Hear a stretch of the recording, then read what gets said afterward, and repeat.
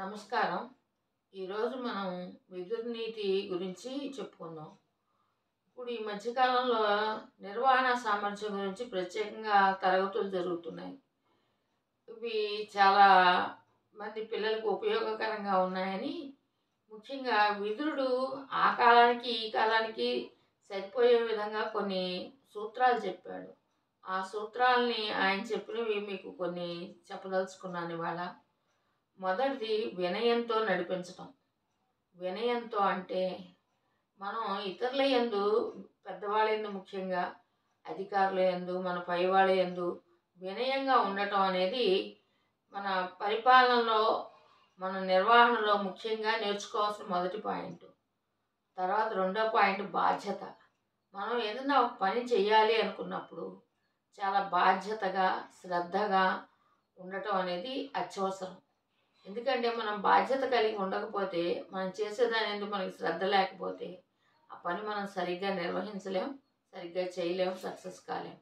అందుకని ముఖ్యంగా బాధ్యత కలిగి ఉండటం అనేది రెండో పాయింట్. ఇక మూడో పాయింట్ గౌరవం. గౌరవం అనేది ఇచ్చిపుచ్చుకోవడంలో ఉంటుంది. మనం ఇతరులని గౌరవిస్తే ఇతరులు మనని గౌరవిస్తారు. దానివల్ల మనకి ఒక పాజిటివ్ ఎనర్జీ మన మధ్య ఏర్పడుతుంది, వాళ్ళకి మనకి మధ్య.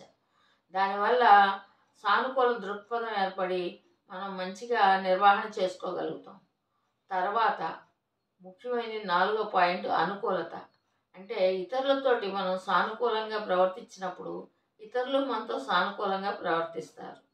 మనం వాళ్ళు చేసే పని యందు, వాళ్ళు చేసే కర్మలో ఉన్న మంచిని మనం గుర్తు చేయటం ద్వారా, లేదా వాళ్ళు చేసే పనిలో ఉన్న మంచిని తెలుసుకోవడం ద్వారా మనం వాళ్ళతో సామరస్య ధోరణితో ఉన్నప్పుడు మనం చక్కగా వాళ్ళతో కలిసిమెలిసి మనం వర్క్ చేసుకోగలుగుతాం.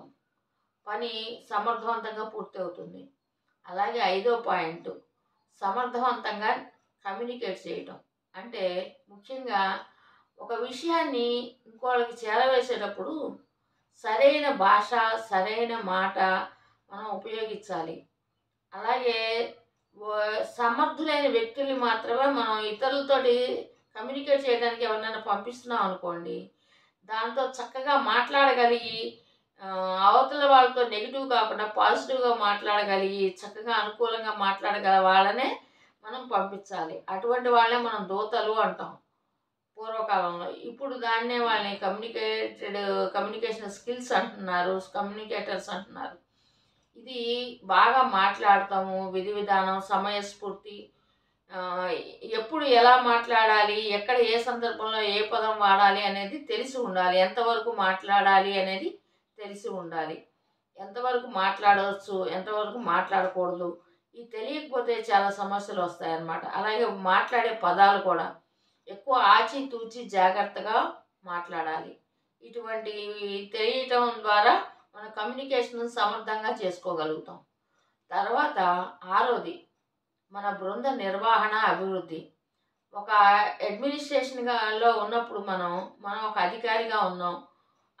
ఉన్నప్పుడు మన కింద ఉన్న బృందానికి ఎప్పటికప్పుడు కొత్తగా శిక్షణ ఇవ్వటం, కొత్తగా జరుగుతున్న మార్పుల్లో వాళ్ళకి అర్థమయ్యేలా చేయటం మన వ్యాపార అభివృద్ధికి కానీ, మన నిర్వహణ సామర్థ్యానికి కానీ పనికొస్తాయి.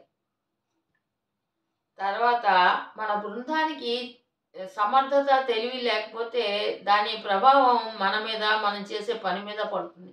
కాబట్టి ఎప్పటికప్పుడు మనం కొత్తగా సమాజంలో కానీ, వ్యాపారంలో కానీ, లేదా మనం చేసే పనిలో కానీ వస్తున్న మార్పులకు అనుగుణంగా వాళ్ళకి తగిన శిక్షణ, గైడెన్స్ ఇవ్వటం చెయ్యాలి. తర్వాత 7 నిర్ణయాత్మకంగా ఉండటం. ఒక అడ్మినిస్ట్రేషన్ పొజిషన్లో ఉన్నప్పుడు ఒక వ్యక్తి వాళ్ళకి సొంతగా విషయాన్ని పరిశీలించి, అక్కడ పరిస్థితులను అర్థం చేసుకుని, దానికి అనుగుణంగా సత్వర నిర్ణయం, అంటే వెంబటే నిర్ణయం తీసుకునే కెపాసిటీ ఉండాలి. ఎప్పుడు చక్కటి నిర్ణయం, అది కూడా మళ్ళీ మనం దానివల్ల నష్టం జరగకూడదు. మనం తీసుకుంటే బ్యాలెన్స్డ్, మనం చేసే పని అక్కడ ఎలాంటి పరిస్థితి ఉంది, మనం ఏం చేస్తే ఎలా అవుతుంది, ఎలా చేస్తే బాగుంటుంది, ఇలాంటివన్నీ ఆలోచించి ఒక సరైన నిర్ణయం, సక్రమమైన నిర్ణయం చేసి నష్టం రాకుండా జాగ్రత్తగా సత్వర నిర్ణయం తీసుకోగలగాలి. అటువంటి స్కిల్ మనిషికి ముఖ్యం, ముఖ్యంగా అడ్మినిస్ట్రేషన్లో ఉన్న వాళ్ళకి.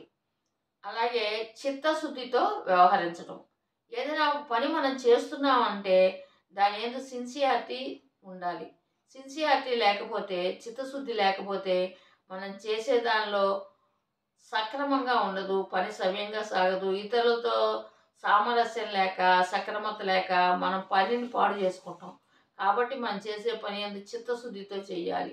అంటే మనం ఇది చేస్తున్నాం, ఇది బాగా రావాలి, సక్సెస్ అవ్వాలి అనే ఒక గట్టి విశ్వాసంతో, నమ్మకంతో, సంకల్పంతో మనం పని చేయగలగాలి.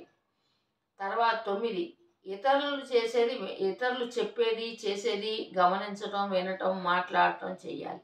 ఇతరులతో మనకి అనుబంధం పెరగాలి అంటే వాళ్ళు చెప్పేది కూడా మనం వినాలి. వాళ్ళు ఏం చెప్తున్నారు? ఎందుకు చెప్తున్నారు? వాళ్ళకి ఏం తెలుసు? మనకేం తెలీదు. ఇవన్నీ మనం ఇగోకి పోయకుండా జాగ్రత్తగా వాళ్ళు చెప్పేదంతా వినాలి. విని మనకు అనుకూలంగా ఉన్న వాటిని తీసుకోవాలి. ప్రతికూలంగా ఉన్న వాటిని వదిలేయాలి. మనకి ఇది వాళ్ళు చెప్తే మనం వినాలా అలా అనుకోకూడదు. వాళ్ళకి తెలిసినదేదో వాళ్ళు చెప్తారు. మనకి అది విని మనకి పనికొస్తుంది అనుకుంటే తీసుకుంటాం. పనికి రాదనుకుంటే వదిలేస్తాం. కాబట్టి ఇతరులు చెప్పేది కూడా వింటూ ఉండటం మనకు అవసరం. వాళ్ళు చేసే పనిని గమనిస్తుండటం వల్ల దాంట్లో వాళ్ళు చూపించే నాణ్యత, తెలివి, సమర్థత మనకి అవగాహనకొస్తాయి. కొత్త విషయాన్ని మనం తెలుసుకోగలుగుతాం. అలాగే చిన్నవాళ్ళైనా, పెద్దవాళ్ళైనా ఒక మంచి విషయం చెప్పినప్పుడు మనం పాజిటివ్‌గా తీసుకోవాలి. నెగెటివ్‌గా తీసుకోకూడదు. వాళ్ళు చెప్పే దాంట్లో ఉన్న మంచి ఏంటనేది మనం గ్రహించడానికి ప్రయత్నించాలి. అంతేగాని వాడు మనకి చెప్పే అంతటి వాడా, వాడంత గొప్పవాడా, నేను గొప్పవాడిని అలా అనుకోకూడదు. అలా అనుకోవటం వల్ల మనం దాంట్లోని పాజిటివ్‌నెస్‌ని పోగొట్టుకుంటాం. కాబట్టి మనం శ్రద్ధగా వినగలగాలి. విని దాంట్లోని పాజిటివ్‌నెస్‌ని తీసుకోవాలి. ముఖ్యంగా నాయకుడికి ఉండాల్సిన లక్షణం అది. అలాగే 10 నాయకుడికి ఆదర్శవంతంగా ఉండటం అనేది తప్పనిసరిగా రావాలి. ఎందుకంటే ఒక నాయకుడు ఉన్నాడంటే అతన్ని అనుసరిస్తూ కొన్ని వేల మంది, లక్షల మంది ఉంటారు. ఆ నాయకుడి సామర్థ్యాన్ని బట్టి, అవకాశాన్ని బట్టి. కాబట్టి అటువంటి నాయకుడు ఏం చేస్తారు? వాళ్ళు ఇతన్ని ఫాలో అవుతారు. ఇతన్ని ఫాలో చేస్తున్నారంటే ఇతన్ని అనుసరించి వాళ్ళు వస్తున్నారంటే ఇతను చేసేదాన్నే వాళ్ళు అనుసరిస్తారు, అనుకరిస్తారు. కాబట్టి నాయకుడైన వాడు ఎప్పుడూ ఆదర్శంగా ఉండాలి. తను సక్రమంగా ఉండాలి. తను సక్రమంగా, సవ్యంగా, తెలివితేటలతో, జ్ఞానంతో, సమర్థతతో ఉన్నప్పుడే అతను నాయకత్వం చేయగలుగుతాడు. ఇతరులకి మార్గదర్శకత్వం చేయగలుగుతాడు. సమర్థంగా తన బృందాన్ని లేదా వాళ్ళ ఒక లీడర్‌షిప్‌గా, ఒక లీడర్‌గా తనని అనుసరించే వాళ్ళని సవ్యమైన మార్గంలో, సక్రమైన మార్గంలో నడిపించి సక్సెస్ పొందగలుగుతాడు. నాయకుడికి ఎప్పుడూ ఆదర్శవంతంగా ఉండటం రావాలి.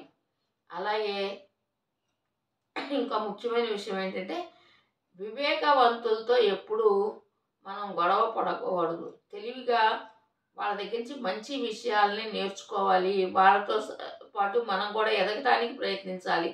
అలాగే వివేకవంతుడైన వాడు ఎప్పుడూ అసందర్భ ప్రలాపన చేయడు. ఏది అవసరమో అంతవరకే మాట్లాడతాడు. అలా ఉండాలి నాయకుడైన వాడు. అలాగే మనకన్నా శక్తిమంతులతో ఎప్పుడూ తగాదాకి దిక్కకూడదు. ఎందుకంటే మనకన్నా బలవంతుడైన వాడు మనకన్నా ముందుకు వస్తే వాడితో పోట్లాడటం కన్నా సామరస్యంతో సమస్య పరిష్కారం చేసుకోవడం తెలివైన పని. అలాగే మనకి ఎవరైనా మంచి చేయాలి, చేసినా అలాంటి వాడి యందు మనం ఎప్పుడూ సానుకూల దృక్పథంతో మంచిగా ఉండాలి. ఎప్పుడూ పాజిటివ్ ఎనర్జీతో, సహకారంతో, సామరస్యంతో, స్నేహభావంతో ఉండాలి. మంచిగా ఉండాలి. అలాగే బలహీనులతోటి గొడవ పడకూడదు. వాళ్ళని బాధ పెట్టకూడదు. ఆదరించాలి. అలాగే ఉద్యోగులు కానీ, సమఉజ్జీలు కానీ మనతో ఉన్నప్పుడు వాళ్ళని సమంగా, ఆదరంగా గౌరవించాలి. మర్యాదపూర్వకంగా ఉండాలి వాళ్ళతోటి మనం. అలాగే మనకన్నా పెద్దవాళ్ళ యందు వినయంతో, విధేయతతో సేవించడం వల్ల వాళ్ళ దగ్గర ఉన్న అనుభవాన్ని, సమర్థతని మనకి నేర్పిస్తారు. వాళ్ళతో సమర్థంగా, మర్యాదపూర్వకంగా, గౌరవంగా ఉండటం వల్ల, సేవించటం వల్ల మనం కూడా ఉన్నతులుగా మారతాం. ఇది విన్నందుకు మీ అందరికీ ధన్యవాదాలు. నమస్కారం.